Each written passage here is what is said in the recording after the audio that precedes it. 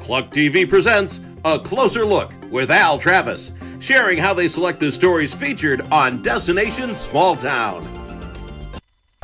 Welcome to another edition of Destination Small Town. We've got a good one for you today from Pipestone. I want to get the name right. They are the keepers of the sacred tradition of the Pipemakers. Yeah, it's a nonprofit organization in Pipestone, Minnesota that was founded in 1996 by some locals that want to keep the tradition of pipe making out there for folks. And Bud Johnson's the guy to tell us about it. We've got him on our little Skylink. Bud, how are you doing today?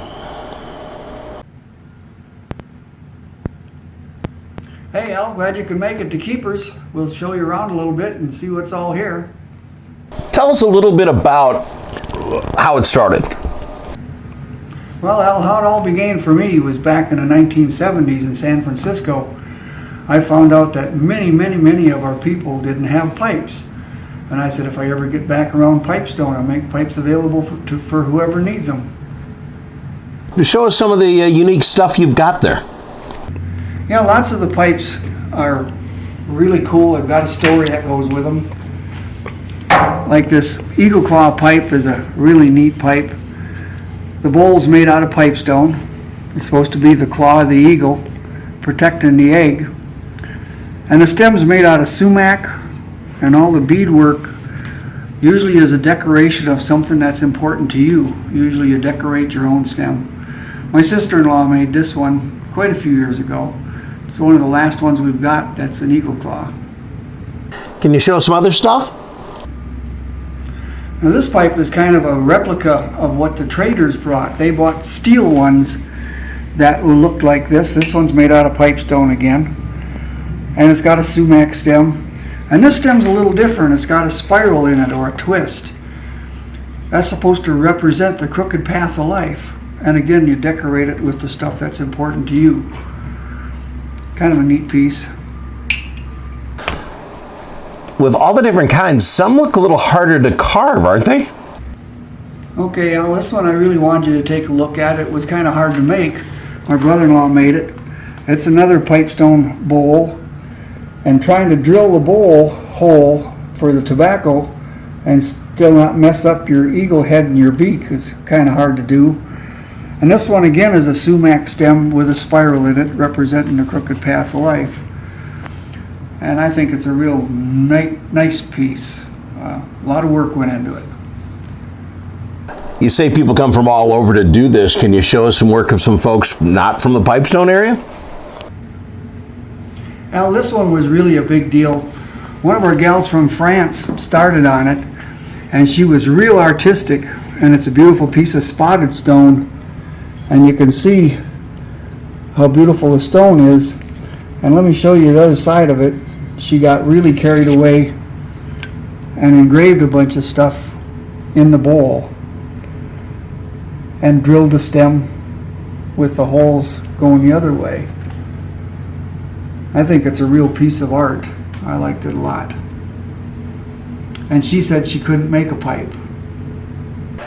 Show me one of the most unique pipes you've got.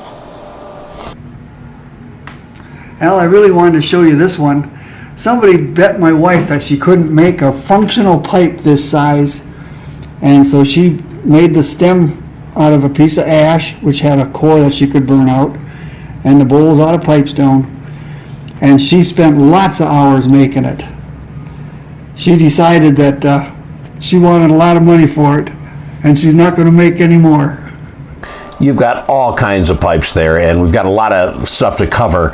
You got one really, I mean, what's like the most expensive one you've got? One of our guys who's deceased now made this many years ago for me.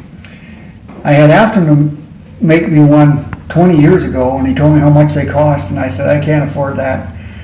And one day he came in here, he lived in a wheelchair, and he said, Bud, you said you wanted one of those fancy pipes.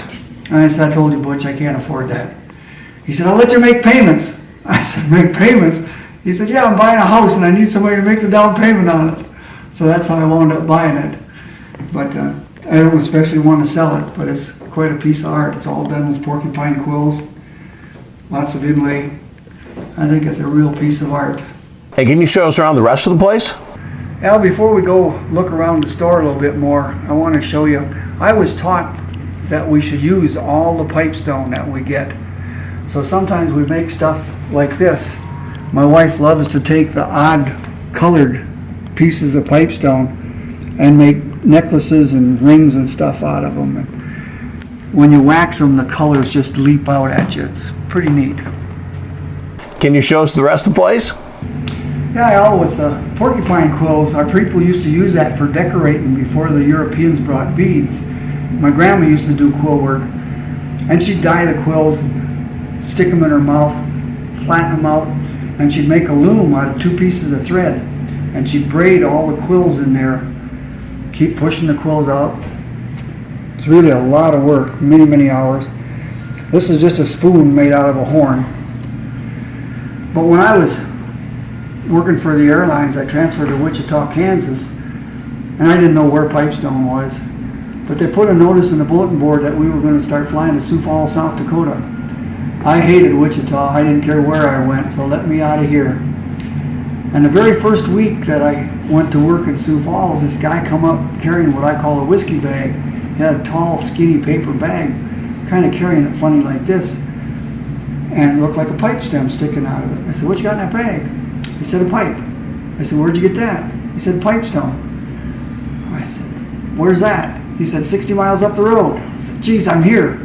So I came up here and got a quarry permit, started quarrying, rented a 4x4 foot display case at Sioux Falls Airport, made a catalog, and that was what started me doing what I'm doing.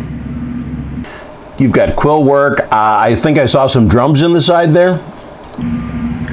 These drums are considered the heartbeat of Mother Earth by our tribal people. Most all of the tribes use drums in one form or another. Kind of a neat story about this one. A friend of ours in London, England made it for me 25 years ago and sent it to me, no charge. It's got a kind of nice voice. It's made out of elk hide. He didn't bother to tell me that he didn't pay the shipping charge, so I had to pay for that. But it's still a pretty neat drum. We've used it quite a lot. This next one, I traded a buffalo hide for. It's made out of moose skin. Came from Canada. It's a real nice one too. Much different voice. Many people believe that if the strings are twisted like this, that's a powwow drum. It's supposed to be used for the people here.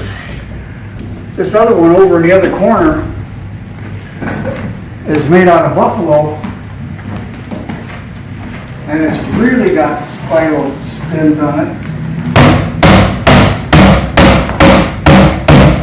Totally different voice. That one again is supposed to be used for powwows. If the laces are straight, it's supposed to be used for ceremonies. In one of the showcases, it looks like a stick. Tell me what that's about. Very fancy.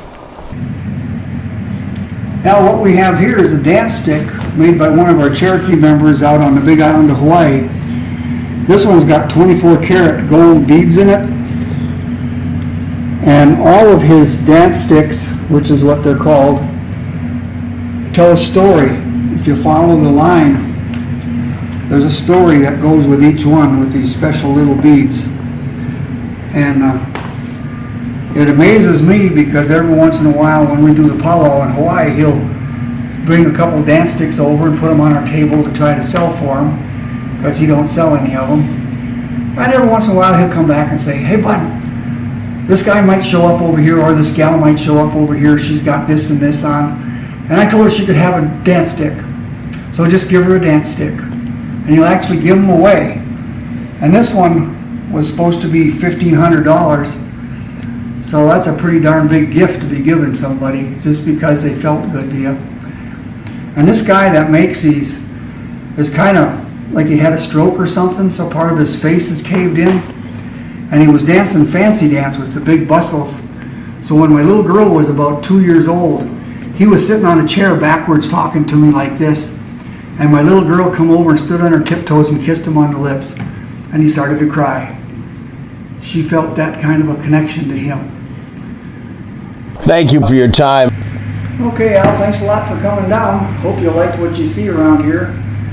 You can send lots of people. We can still do some more storytelling or whatever they want to do, or make something. But you can look at our website, pipekeepers.org, or all over Facebook. There's about 4 Facebook pages. My wife didn't know that I was making one, so she made one too, besides the ones for our individuals. So the organization's all over the place. Thanks a lot for coming. Thank you very much. It's nice to see a man who can weave a story like that. Has the same problem we all do, and that's communicating with our wives. Another great place to visit if you're in Pipestone, Minnesota, the keepers of the sacred tradition of Pipemakers.